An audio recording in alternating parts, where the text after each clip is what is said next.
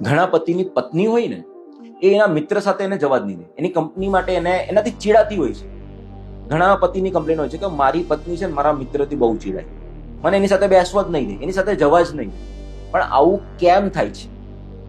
આ વસ્તુ શું કામ થાય છે એ વસ્તુ સમજીએ.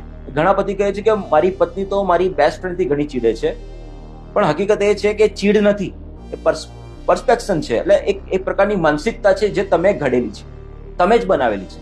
તમે તમારા મિત્રની મજાક ઉડાવો છો, તમારી પત્નીની હાજરીમાં મિત્રની મજાક ઉડાવો છો, એના રહસ્યો એના પોલ ખોલો છો, એની અંગત વાતો ડિક્લેર કરો છો. પોતાને હીરો બનાવવા માટે તમે તમારા ખાસ મિત્રની અંગત વાતો ઓપન કરો છો, એને વિલન બનાવો છો. તમે પોતે હીરો બનવા માંગો છો. પછી તમે વિચાર કરો, એટલે તમે જ્યારે આ બધી વસ્તુ કરો છો તમે તમારી પત્નીને એમ કહો છો કે ભાઈ તમે આને પસંદ કરો. અરે ભાઈ, તમે એને વિલન બનાવી દીધો છે, પેલી ક્યાંથી એને પસંદ કરવાનું છે? એટલે પત્નીનું જે માનસિક દ્રષ્ટિકોણ છે ને એ તમે ઘડવાનું ચાલુ કરી નાખો છો. જ્યારે તમે તમારા મિત્રની ઇજ્જત નથી કરતા ત્યારે તમારી પત્ની તમારા મિત્રની શું ઇજ્જત કરવાનું છે?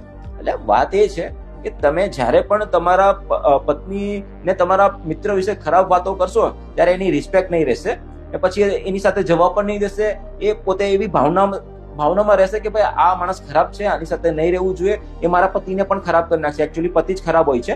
પણ વાત એવું છે કે સમજવાનું છે કે આ મિત્રની બુરાઈ કરવાની બંધ કરવાની, ત્યારે જ તમને તમારી પત્ની એવું અલાઉડ કરશે કે એની સાથે ટકવા, એની સાથે રહેવા માટે, એની સાથે હેંગ આઉટ કરવા માટેની પરમિશન તો નહીં કહેવાય, પણ એ પોતાનું મોઢું નહીં બગાડે. ઠીક છે? તમે જ્યારે વાત કરો તમારા મિત્રને કે મારે એની સાથે જવું છે, એની સાથે બેસવું છે, ત્યારે મોઢું બગાડીને તમારી સાથે રકઝક નહીં કરે.